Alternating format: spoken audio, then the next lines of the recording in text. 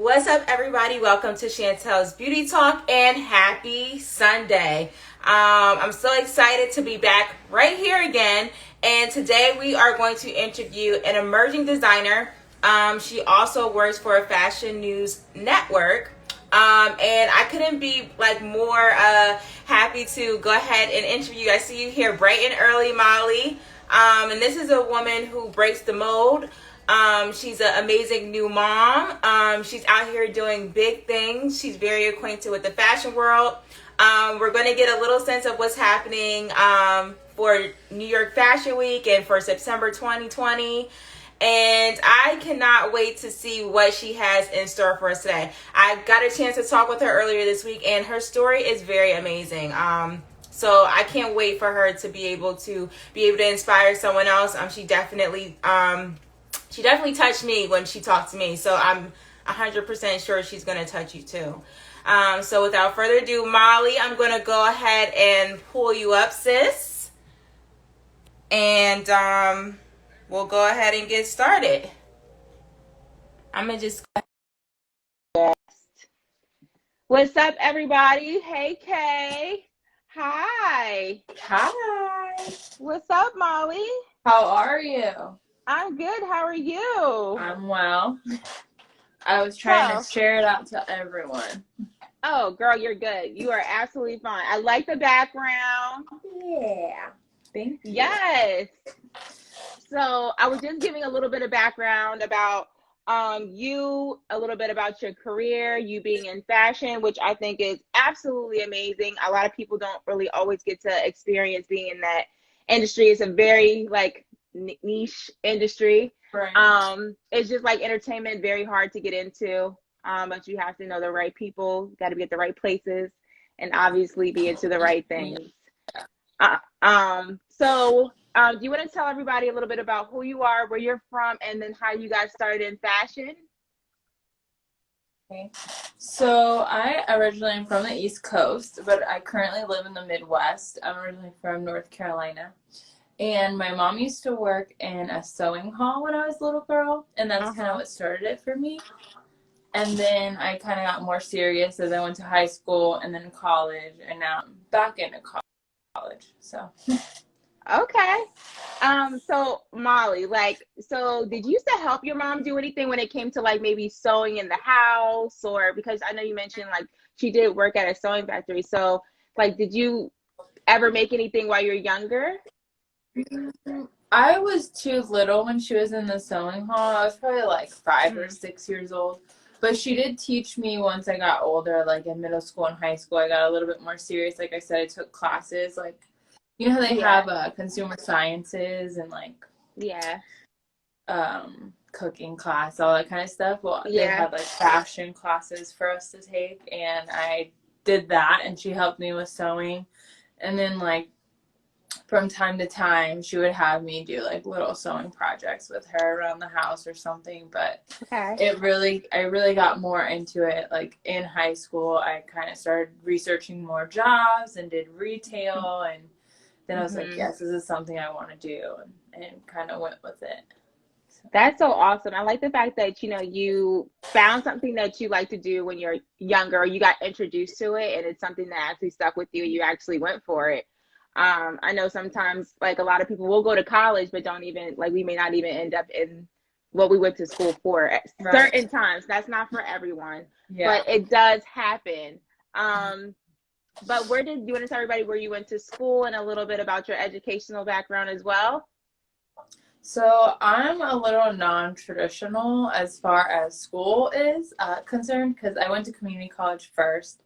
I got my associate's degree, and I graduated from that. And then I had a little stint in between because I had a family member get really sick, and so I helped with that. And then I was well, I couldn't afford school, and I didn't want to have all this debt. Yeah. So I joined the service, and I was in the Army for 3 years, and I was in from 2013 to 2016. And wow. Now I'm out of the Army, and I'm going back to school for my bachelor's. I'm doing a double bachelor's in fashion design and fashion merchandising with a minor in marketing. So I am doing, you know, I don't want to be a starving artist, so I'm doing both so I can learn both ends of the trying to be a well-versed employee or entrepreneur. Yes. But you know what? I think it's really great though, Molly, because even though you say you have the non-conventional way of maybe entering into the fashion world, you still have experience in it. Like that's how we met. Right. So we met with Rose Paulinos at the New York Fashion Week well, that was February 2019. Yep. Mm-hmm. And that was quite of a day. Yeah, it was quite a day when we met each other. It was hi, okay, now you know all about my life. It was interesting. But it was real world. I think the main point that we took away from that is to always be flexible and be real. Like things happen, but are you able to roll with them, and can you be resilient and overcome it, or are you just going to be stagnant, like okay, dwell on what's going on? So I think that's the big takeaway you took away from it, was you guys are like the realest people I ever met. Yes, even from the time from even being at the show, I think like that was a lot in itself, like being backstage. I remember Rose getting ready. I know we talked about that when I interviewed her. Like I think that was 2 weeks ago. So like that was already chaotic. And then there's just things that happen when, you know, just getting ready to do something else or lead to the next event or whatever the case is. And just the fact of when you are getting ready or you're in a big event such as New York Fashion Week, anything and everything is subject to happen, especially when it just comes to communicating and making sure that everyone's on board. Right. And I literally stepped off the airplane and got an Uber directly to the event same day. Like it was crazy. I can only imagine how models feel sometimes when they're like being pulled here and being pulled there, and like now I have to walk the runway, and like so it was eye-opening for sure. Yes. Speaking of the runway, what is a piece that you've made that was like your very first piece of sewing, or anything that comes to mind? My very first like garment, or should I say garment? Sorry. Oh my gosh. Like at what point in my life? Because as a little girl, I made stuff. Like I made things. What was some of the stuff we made? Like aprons and stuff like that. But that's so cool. I made in between before I got in the service and after community college, I used to work for a bridal store, and I would make flower girl dresses for the store. Wow. Like, you know, everyone can't sew, right? So I know that might seem like, oh my, you know, I might be like, girl, like that is like really something, but honestly, like people don't know how to sew. So which this is something crazy. That blows my mind. Like as a fashion designer, like, going to New York Fashion Week, speaking to other fashion designers, and talking to them and learning that they didn't sew a lick of that. They don't even know where to begin. Like I would be honest, I don't. I really don't. The only thing I can say about sewing is that I remember I was in middle school and we had, just similar as you, like they had a fashion class, except it wasn't a fashion class, it was just a sewing class. Right. And the first thing I made some type of like, it wasn't a Muppet, but it was just something that had clothes, and like I did it up, right? For let's say a 7th or 8th grader. And I remember like I gifted it to my godmom because I had made it. I think she still has it to this day. And I remember my grandmother, she gave me a sewing machine, but to be honest, I never utilized it. I actually gave the sewing machine to somebody who I knew who really actually loves to sew. Wow. And that was just something that, you know, if I see someone who has a passion for something, you know, let me how to sew. But stitching, like, let's say a shirt or something like that, something very minute, I can do. To be honest, sewing, I have a love-hate relationship with it.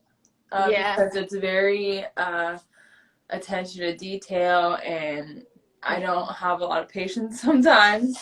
So, yeah, I think what majority of people do, because you can't sew I mean, once you become like a huge name, like in Nordstrom's or in Macy's, like there's no way you're going to sew 200 pieces, you know, for that kind of thing. You have to get manufacturing to scale. So, I mean, there's no way. I know someone who've done something like that, where they had stayed up for 2 weeks and sewn 200 pieces. I was like, there's no way. Wow. I just that is amazing. But it was because they had manufacturer pull out and scam him, and then he had to sew all his stuff for Nordstrom. Wow. And these are things that we go to the store and buy too, and we would never know the back end behind something like that. Yeah, but most of the stuff in big name stores, I think Rose was actually in a big brand, a big box review. I don't remember what one, but a majority of that stuff is manufactured. It's outsourced because there's no way one person can sew all of that. You have to, as your business grows and scales, you have to grow with it. So, for now, for me, it would be make my own samples and start out small, and then small batch manufacturing, and then maybe get onto a larger scale. But a lot of learning curve by going to events and working and networking and talking to people, like you said, a lot of learning from other people's mistakes. Yeah. We also have a question in the question box too. Shout outs to H2O. What advice did you receive from someone that helped you along your journey? So, as far as being a fashion designer, the biggest piece of advice would be it's just such a tight niche, and that a lot of people in the fashion community don't like to tell their secrets. And I'm the person that's always like, you can have a piece of the pie. Everyone can have a slice of the pie.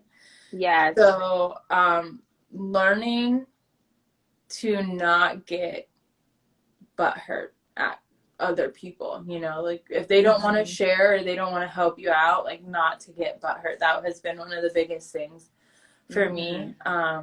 And knowing that there's a will, there's a way, you can always find it somehow, somewhere. You just have to keep going and look at it online, or, you know, get in touch with the right people that are willing to help you.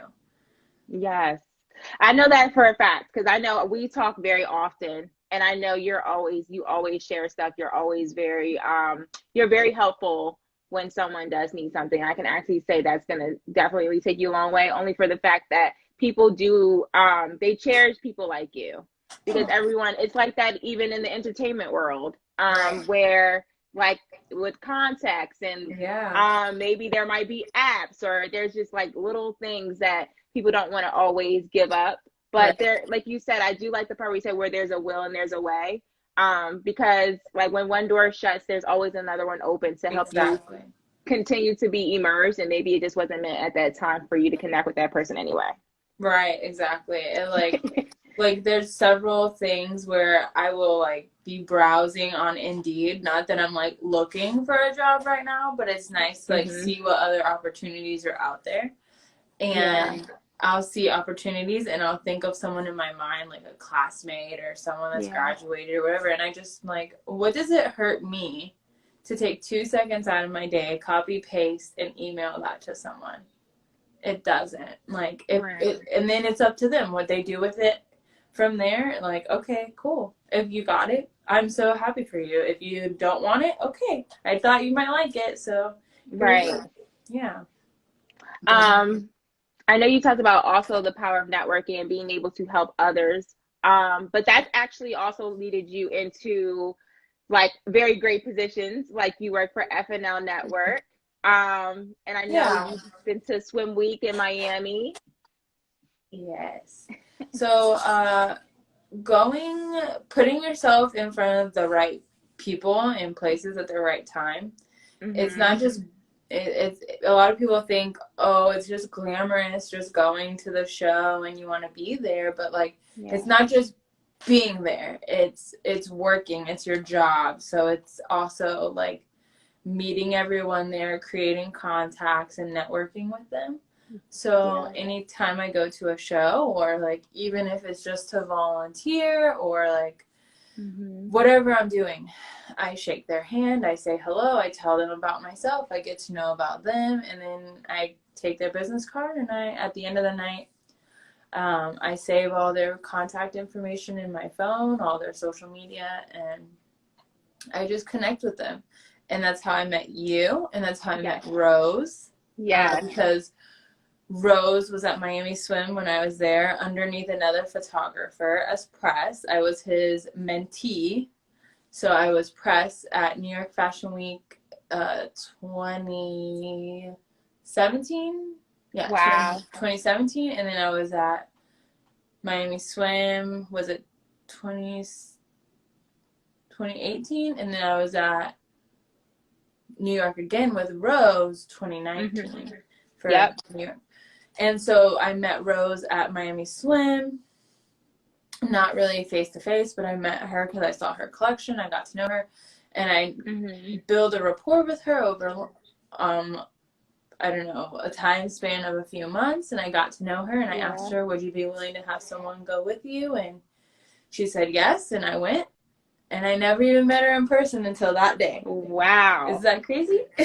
That's nuts, right? It's like, it's nuts, but then it's like not nuts. So I'll say it's crazy because it's like, you would never, that's not what you expected, right? So it's just like, you actually, like you talked about adaptability, being able to network, also be able to feel comfortable enough to even do the reach out. Because sometimes people are a little nervous or hesitant about the response that they're going to get. And it could actually be a really amazing response with an amazing opportunity.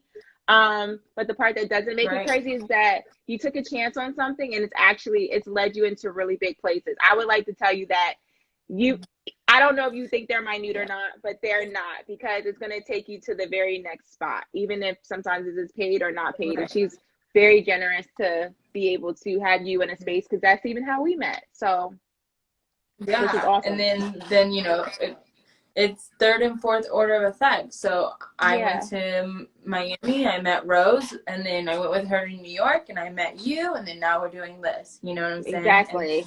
And then another person I met is Rocco for Fashion News Lifestyle Network, and I actually currently work for him. It's a remote position.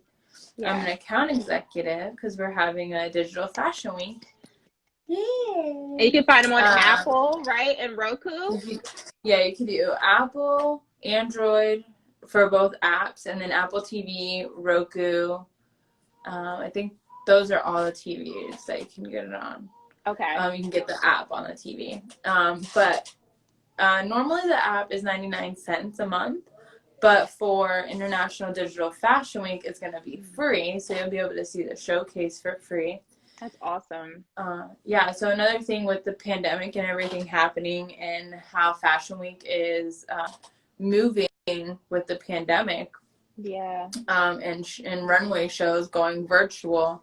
He has an international digital television network. So we're doing an International Digital Fashion Week. That is awesome. Designers, yeah, so it'll be September 5th, and the deadline for submissions is August 22nd. So, guys, if you're interested, or if you do have a apparel business, or apparel designing, should I say, Molly, then someone can also contact you? Yeah, it could be jewelry. We have people that do jewelry, that are design jewelry or accessories. Any kind of thing within the fashion and accessories realm. If you design it, you can enter in the showcase. Yeah, it'll be September 5th is when we're launching the showcase, but the deadline for this is August 22nd. Thank you. Yeah, and I will put this on my page as well after it posts. But guys, if you know anyone who has jewelry or fashion or anything, or even if you have questions, if you're not a little bit sure, you can definitely hit up Molly, because Molly is the person who is onboarding people, which I think that's very extraordinary, because you're going to be a part of this year's Fashion Week. So does that include, I know that's New York, but does that expand anywhere else? Because it is going to be more so digital. Well, it is international, so it's not necessarily just New York. So we're taking candidates from all over the world. We have people in Canada, we have people in China, we have people all over the world submitting basically a fashion film of their new collections, and they're going to be showcasing it on our channel. And it'll be up for 6 months, and we're going to do the 2 times a year, so September and February. Okay. So, quick question for those who may be still entering in. So, number one, how long does their videos have to be? And then number two, is there a cost? Obviously, I'm sure there is, that's associated with entering in for the Fashion Week. Well, we have a review board, so you have to email me your samples, and I can get you my email later. It's a little lengthy, so I'll tell Chantel to post it in the bio or something. Yeah, absolutely. You can email me your samples of your work, and then once the review board approves or denies it, then we will go ahead and go through seeing how much the cost is, because the cost of living in each country is different, so it fluctuates a little bit. Mm-hmm. And then as far as the video length, so associated with the cost, the admin fee covers 5 minutes included for your video.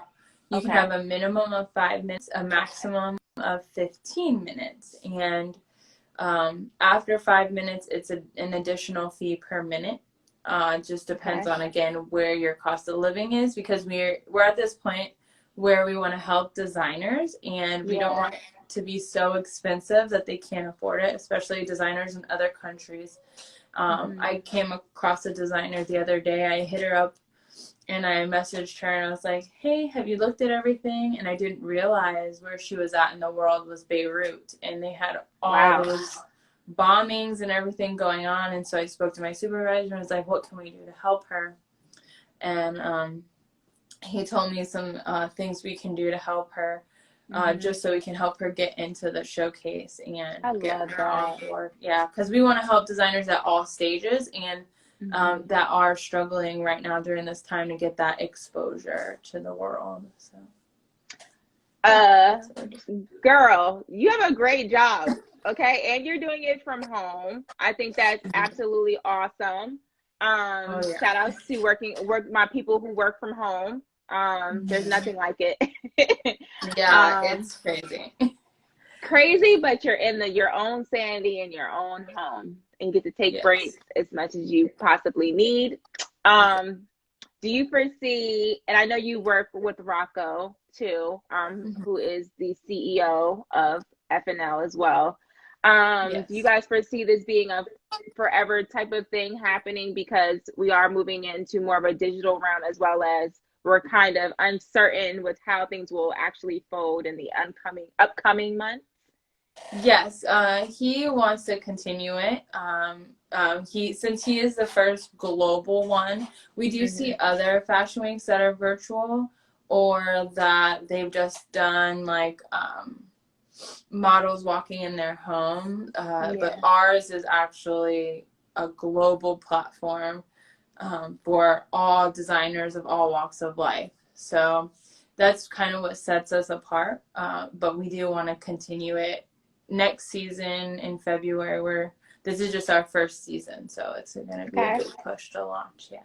Oh my God. So I already know how it is when you're like launching something for the first time, and then you got to do the research behind it to see how well it did go. But I think that people are so excited because, we can't be in the small spaces with the chairs compacted together and, rent out these big spaces as well, because we're all social distancing. That's kind of hard to do with an actual fashion show. And I want to just let you know one thing that has really paid off for me, if you're a designer or just a student going to school, just to give you another example of how big networking can be. One designer that I know, the only reason she is doing the showcase is because she knows me personally. and she's out of Kansas City, and I volunteered a lot at Kansas City Fashion Week, and she's seen me a lot in person. I built a good rapport with her, and she now is going to be on our showcase. And she was talking to me personally, and she was like, I don't know, like my whole team was like, why are you doing this? And I'm like, well, I know her and I want to support her, and I think this is good for us. And so I saw her video last night. It's awesome. I'm excited to see it on the TV, you know.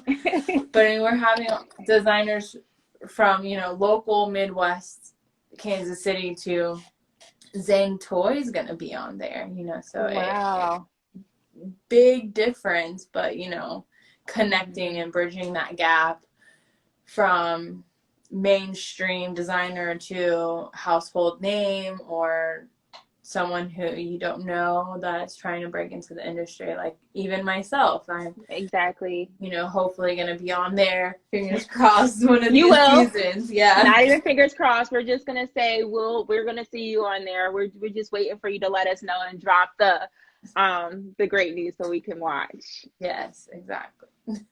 So we have a question too, by the way, which I think is in line for what you just actually said, because we're putting it out there in the universe that we're going to see you very soon. Where do you aspire to be in the fashion industry? Shouts to Kay. Okay, so I want actually to have my own clothing line. Right now, with everything going on, it's not feasible to just start up with manufacturing. But I feel like I said before, if I go ahead and start presenting collections at local shows and doing my own samples and showing at like Kansas City Fashion Week, Northwest Arkansas, Omaha, just smaller shows, and then going to bigger shows like Flying Solo where we met, or what was the other one? Oxford. I have a classmate that did Oxford one time. So just gradually getting to that arena. So by the time I graduate, I have already showcased at several different fashion weeks and got myself out there, my name out there. That's kind of Continue putting your name. Yes, keep doing it. Yeah, and working on doing some merch just like on the side to generate revenue to put back into my business. So a lot of designers have been doing that with drop shipping. So you'll see some merch come out soon with some cute little slogans on them and stuff. I can't wait. Yeah. You have to bring you on here so you can tell us what merch you're gonna come out with. Because I think that's actually awesome that you're being active in what you're doing, and it's not just you're working at a big corporation, but you're also incorporating your knowledge and things that you're doing, actually making it work for yourself, because that's the key goal. Right. Yes. Yeah. Multiple streams of revenue. Yes.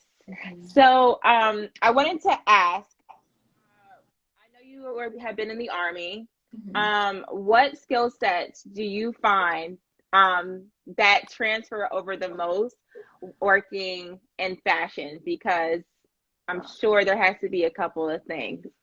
So I was only in for a short period of time of 3 years. I was supposed to be in for 5.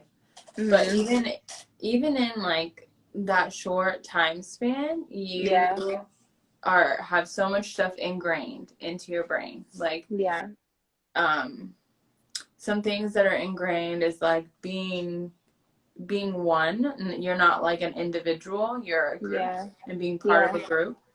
So being a part of a group and a team player is definitely something that has been transferred over into the fashion industry, because you're gonna, if you're a big fashion house, it's not just one designer. You have a whole team, and you have a collective team that work together on producing a collection. But being a small designer like myself, I'm a one-man show. But if I did work at a corporate office, it would be, being a team player is a big one. Resiliency and like bouncing back. So in the military, they call it Semper Gumby, which is always flexible. And there's a lot of times where you have to be flexible in things that happen in your life. You just have to learn to adapt and overcome. and especially in the fashion industry, things happen quickly and things move very fast. And I'm sure in the entertainment industry, it's the same way. Yeah. You know, the show must go on. Like No matter what you break a happens. strap, you know, you have to go. It has to go.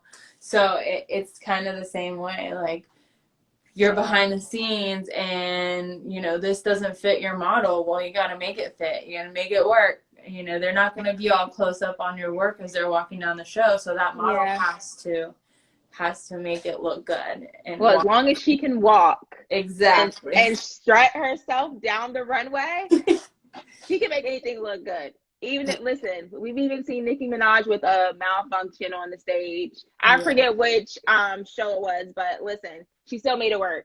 Yes. So and as long as you act like nothing ever happened, you know, fake it till you make it.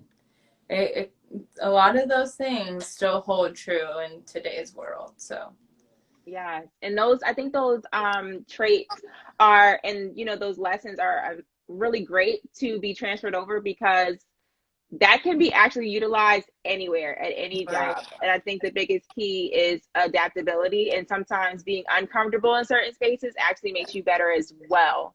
Yeah. So whatever makes you feel uncomfortable, like I know you talked about networking. If you're uncomfortable networking, make yourself comfortable. You have to, you know, adapt to, you know, get comfortable being uncomfortable. Yes, exactly. Thanks for filling that in, because I was trying to get the words out. We're on the same page. Yes, getting comfortable being uncomfortable, and pushing past those mental barriers was another big one in the military. So like they force you.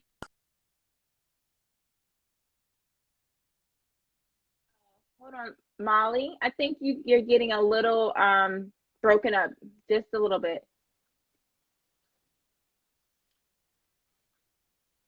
Hey, Molly. Hold on, guys. Pushing yourself past that limit and forcing yourself to do something and having the dedication and drive to move forward. I heard a little bit of that, only because I think that you broke up just a little bit. Yeah, but I saw I heard drive, I heard dedication, and I know we said be comfortable being uncomfortable, but I missed everything in between that. Sorry. Yeah, no, like pushing past your mental and physical barriers, your own limitations. It applies. Yeah. Yeah, so for in the military, it was more so like life or death situation. But in this case, it's not. It's just like whatever happens to you, or hand you're dealt in life. Don't just sit there and like rest on it or feel sorry. Like, keep pushing forward to your goals. You'll make it. Yes. You just have to keep pushing. Yes, and you should never give up, ever. Speaking of which, not giving up, what challenges have you had thus far in the industry, and then how do you continuously overcome them? Oh my gosh. Okay, so I had a lot of challenges actually so far in life. For me, success is not like a straight arrow to getting there. So for me, it's like, as long as I always have my eye on this is what I want to do in life and I keep working on it, small goals. Yeah. So to answer that question, I've had a lot of things happen to me. Like, I got medically retired out of the military. I've had my father pass away. So when I told you before the military that I had someone pass away, my father passed away of cancer. And so I took a pause and I helped my mom with him until he, passed. And then just recently I had a baby. I know, I heard him in the background. I was like, I'll get into the baby part too. Yeah, he's in the other room with Dad. But yeah, I had a baby in February, and there's a lot of stuff with that, is like thinking, can I do this? And there's always like, you've done things so much harder than being a mom, but being a mom is hard. It is hard work, but being able to have that balance in knowing and remembering that it's okay, and having, as long as you have your eye on that prize, those small goals, as long as you're moving forward, that's all that matters, right? That is what matters the most. Your son, first of all, her son is so cute. He's like a little mini twin of her. He's so adorable. So when we talk about motherhood, the baby stuff, it took over the whole house, so I couldn't believe it. But he's so cute. You can't like, it's just like you can't say no to that cute face. He's so adorable. How has being a mom, I know that it has had its, you know, I'm sure it has its ups and downs. It's very new to you because you're a new mom, but what are the things that, you know, you felt like how it's actually changed you for the better, being a new mommy? Just the love you get from him is, and everyone talks about it, but you can't explain it, and you don't really fathom it until you have your own child.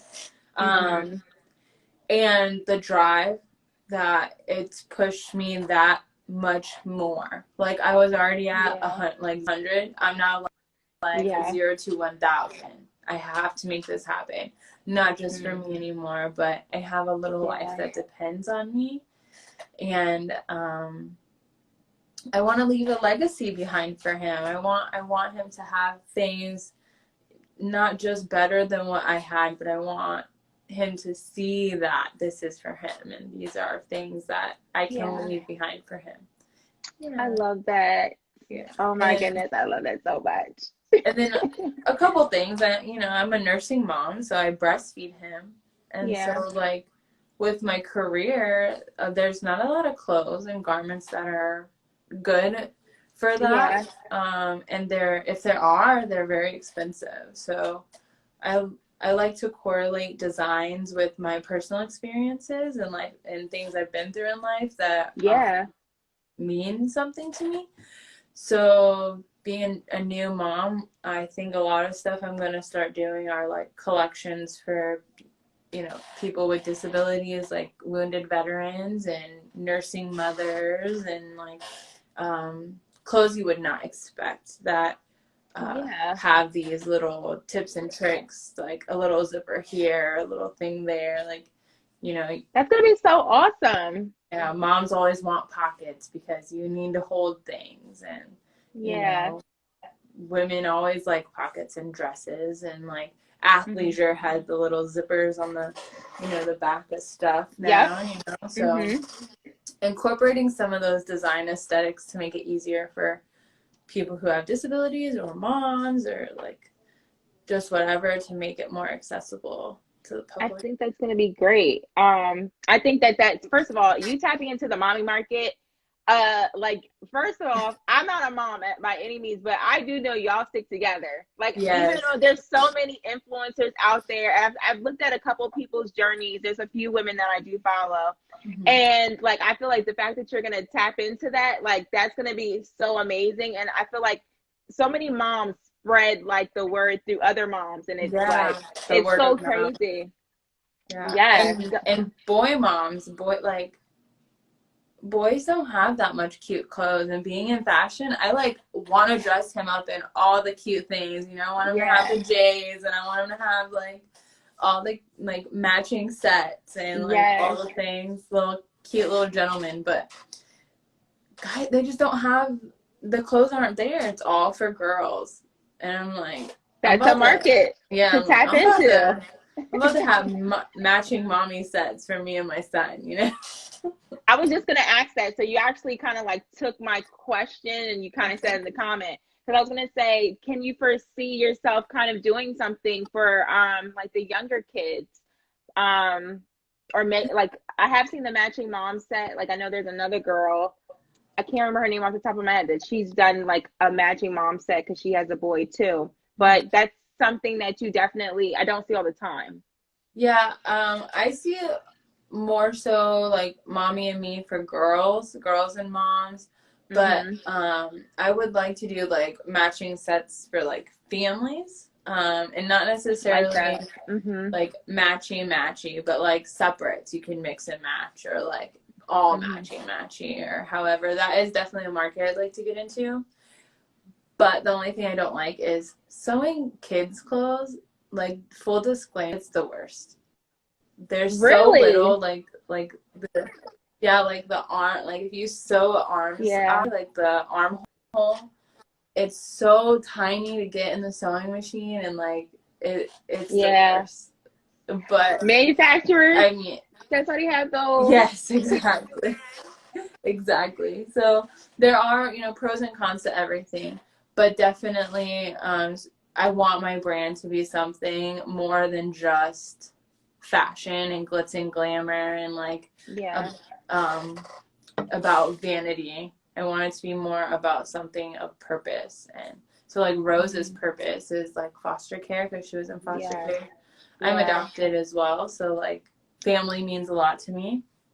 So like those core mission and values are what I want to bring to my brand, and let people know the story of who I am as a person, and have it shown through my clothing. So oh my gosh, well, I know I personally cannot wait. I'm going to be posting you, because I think that that's absolutely adorable. I definitely think there's a space. First of all, there's a space to eat for everyone. Yes. There's number one, eat at the table, right? All the time. And whether people think that or believe that or not, there is. Yes. We don't have to be greedy. And at the end of the day, like, I'm pretty sure maybe at that time, maybe there'll be so many boys, more boys in the world. I feel like I always see girls so much. But the boys, like, I think that, it'd be awesome to showcase their little clothes and different things. When you think about having a kid, right? Or for people who don't have kids, like, what would you say to those who maybe they are in their career, or maybe they're like, how would I incorporate having a kid in my life? What would you say to them, being that you are a new mom? Oh gosh. So it really depends on your lifestyle.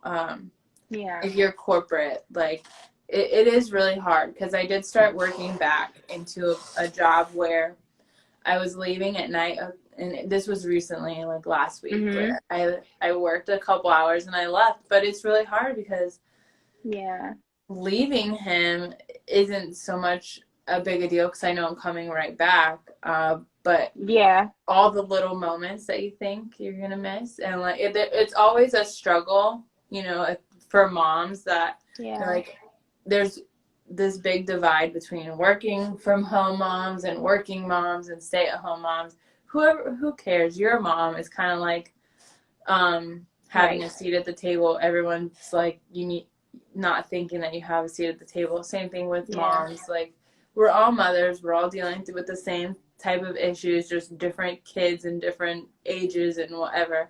But we're all inevitably going through the same struggles in life, and just giving yourself grace. That is my number one thing. I don't know if any of you are religious or whatever. I'm non-denominational, so full disclaimer, not trying to put my views onto you, but just giving yourself grace and space, and having me time, and remembering that you're doing the best you can, you're doing everything you can, and you're a good mom, and that's all that matters. Yes, I love that. We just had Juanita Taylor on here too, and her message on the Sunday was just take one day at a time, because Rome was never built in a day. And I think like that was the best advice that I could even receive, even for myself, because sometimes I feel like as individuals, we feel like we're so much in a hurry to get to a space. And sometimes you have to remember just to like slow it down, because sometimes when you're just like too much in a hurry, no matter what it is, like you might miss something. And that's why, you're not supposed to slack off. So procrastination is definitely a thief of knowledge, for sure. But I do feel like if you are, putting that same effort into whatever you can do, if you can't finish it, remember that there's another 24 hours in a day with God's grace that you'll be able to accomplish all that you need. So I love the fact that you're actually saying that, for sure. Yeah, like, and he constantly reminds me that it's okay to stop, take a break, and come back to it. It's totally okay. Like, your work will be there, but these moments will not always be there. Yes. And that's the biggest things as being a mom, is these little moments are not always going to be here. He's going to grow up fast, but your work will always be there, and that's okay. So. Yeah, I met this one girl, and before I go on to like the next subject, No I met this one girl at it was like a Black Girls Convention for entertainment, and she had a daughter, and what she mentioned was like, she was obviously doing her thing when she didn't have a kid, but she said even when she did have it, she's like, life doesn't end when you do have your kids. She's like, actually, that actually made me even like succeed even more, because she started something. I don't remember exactly what it was, but she started a business and it was something centered around her kids. So not only was she doing something for herself, but she's also doing something that incorporated her kid also. So it's kind of similar to you when I'm listening to you. And I think that, you know, for all the women on here, if you are a mom, shout outs to you, because you're doing the best that you possibly can. And no matter what ages that you are, or what ages they are. And I just want to commend you for being able to balance that. How do you balance it? Because I can't relate. Yeah, I want to say, like, my mom is a big testament, because my sister had a kid that was autistic, and to go back to your story you told, and so my mom was working a dead-end job at a sewing hall. That inspired me to do fashion and ended up to where I'm at. But my nephew had autism, and my mom went back to school for college for special needs, and she became a special needs teacher because her grandson had autism. And so it's just like full circle. It's all about the, you know, life influences and things that happen to you that kind of make you life go like this, and like figure out where you want to be in life. So yeah, your friend, whoever she was, that had a career centered around her son, like, that's amazing. Her son made that kind of happen for you, and now you're having a whole career out of it, you know. A lot of people can't do things. And you still get to spend time with your son, because you have to incorporate whatever, even if you have a boy, if you have a girl, whatever the case is, whoever is doing those types of things, shout outs to you guys, because you're making it work, number one. Number two, I'm pretty sure you're putting yourself not on the back burner, but, you know, you're putting your kids first. And that's what you're supposed to do. That's what we learned, me and Kay, that's what we learned from our mom. And it makes your kids better too, because you're an example. Exactly. So, yeah. If there's a designer that you could work with, or if there was some place that you could be, if it's as far as retail, who would the designer be, and then where would the place be for retail? Oh gosh. So I don't, which is really bad, I don't like follow specific designers. That's even though I want to be in fashion. Mostly because I don't want to be influenced by their designs. Okay. So if something draws me to it, draw me to it because it's aesthetically pleasing to me, not necessarily because that designer did it. So I'm not like super into like designer handbags and things. But I would like to work with a big fashion house, just to learn the luxury side of fashion. And so if I were to ever go back into retail, because I've worked small retail jobs like fast fashion and like visual merchandising, things like that, I would want to be like maybe a buyer or like in luxury fashion to learn that end of the business, because I've learned more of the fast fashion side already, and I'm kind of missing that. So that's where I would see myself if I did go into the corporate world, but I'm more of an entrepreneur, so I would most likely have my own line.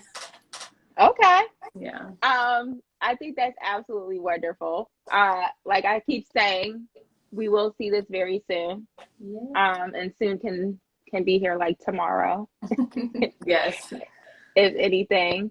If anyone has any questions before I get to my last question, put them in the question box for Molly. If you did just join, please know that Molly is also, I actually have two more questions for you, Molly. Okay. Molly's also, she works for FNL Network. She's an account exec. If you know anyone who does have a fashion line, a jewelry line, or anything that has to do with fashion, please DM Molly. She is taking people for FNL Network. They are going to have a digital fashion, well, let me say fashion show per se. That's going to be global, guys. So you can participate in that. She's the perfect person to get to know. Trust me, she definitely knows a lot of people. And you're also selling stuff on Poshmark too, right? Or I know I saw you selling things. Yes. So Yeah, you I want to talk a do. little I bit about that resell too? from home. Yeah, I Okay. resell from home. I just, what I've been doing is, again, pandemic, you know, trying to get into my industry from home.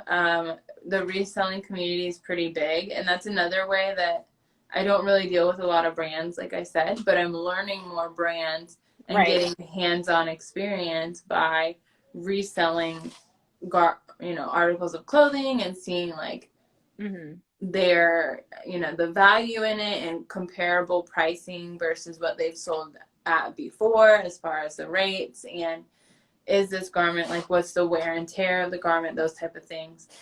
So I am learning hands-on by doing that. I have been doing it maybe the last 6 months since my son's been born more adamantly than before, because I used to do it before and it was more here and there, and now it's picking up more prominently, and I've been figuring out and testing, like you've talked about before, testing the market about what sells and what doesn't sell. And Poshmark is really great for that because you can also sell used, but you also can sell new and boutique items on Poshmark, and you can do wholesale on Poshmark. So, and it's totally free, whereas like Shopify or another e-commerce store is not. So I'm utilizing reselling clothes out of my closet or donations from other people and sourcing from like the bins or other thrift stores and seeing what is my gross profit of this, or the average cost of goods sold, just different things like that you would have to know in the industry in real life. These are good business. These are good business tips that you're doing as well. That actually relates to what you're doing too. So I think, like, listen, sis, get your money any way that you can. So if you have to sell something, I'm sure that there are plenty of people who need clothes, etc. Everyone has different styles, and everyone doesn't always have to have the highest price thing. And you just never know. So I think that get your hustle on, sis. And it's from home, so I can do it with the baby, and it's not that big a deal. Like I said, I'm learning, and I'm actually about to hit Poshmark Ambassador really soon. Look at this! That's exciting. Congratulations!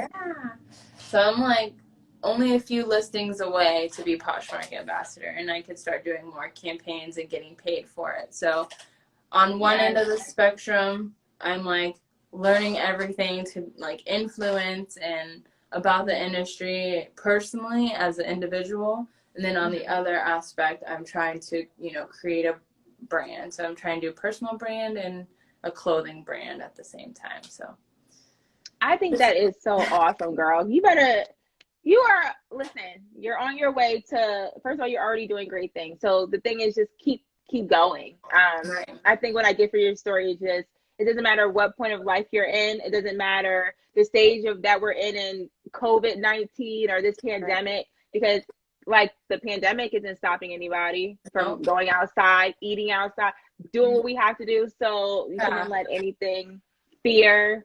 Resiliency, that I think that's like the theme, is to be resilient right now and pivot with the industry. Yes. I'm going to go to one more question, and then we'll see what we have after that. How has quarantine impacted your inspiration? Has it changed your vision, and do you see a different goal? Shout outs to Eve, who's actually on vacation. So thanks for supporting me, sis.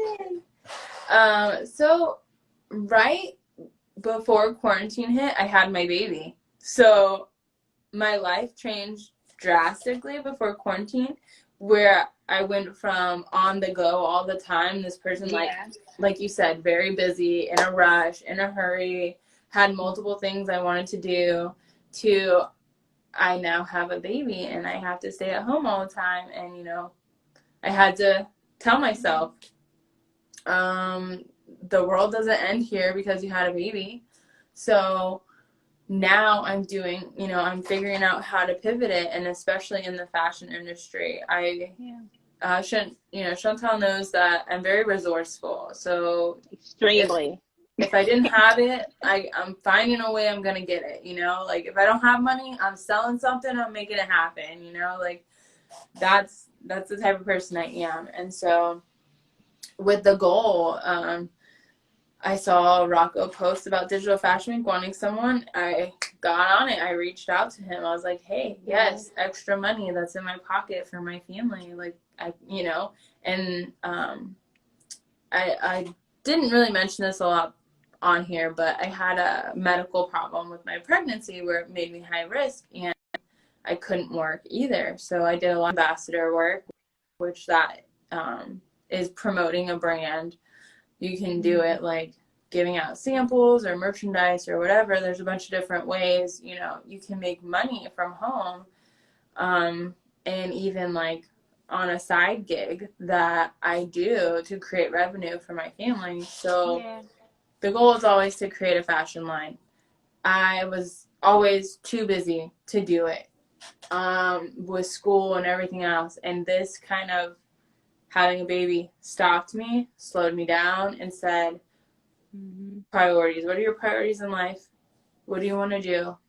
And a clothing line was like number one. So how can I make that happen? Get down to sketching, start making samples, start getting serious about going to fashion weeks. And so I think having him has really helped me.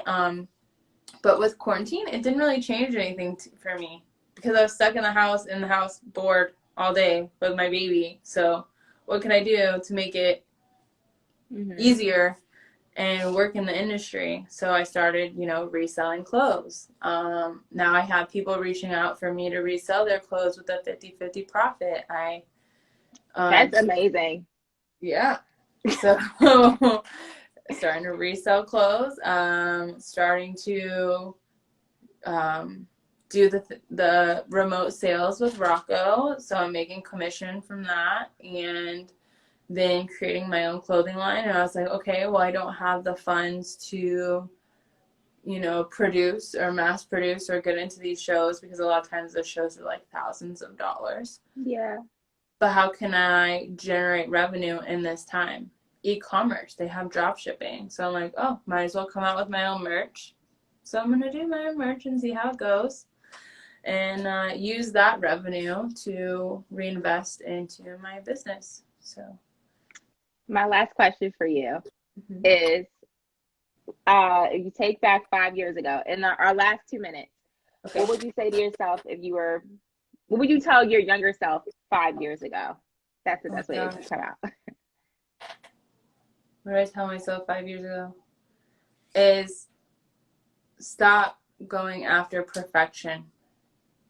Just do it. Whatever it is, wholeheartedly, that you want to do. Doesn't matter how bad you think it is or how shitty of a job. Everyone started off somewhere. Just girl. Cuss, but just fucking do it. And just, go, And I wish I would have told myself that 5 years ago, because it's 2020. So it was 2015. I was just about to get out of the military in another year. And I'm at a completely different place in my life where I was then, So I would say just go after it hard. And don't worry about being perfect, because nobody's perfect. We're all human. Yes.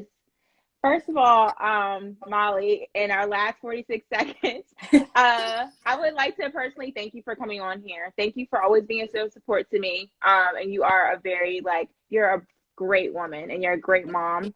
And thank you for coming on here to share your story. You have a great story. Thank you. I'm Chantel. This was Molly Fralick. And you are on Chantel's Beauty Talk. Beauty's on the inside, the outside, and it's always loving yourself. So thank you, Molly, for loving yourself and sharing how you love yourself on our live. Everyone follow Chantel's Beauty Talk. Also follow Molly. And until the next time, we'll see you soon. Bye. Bye.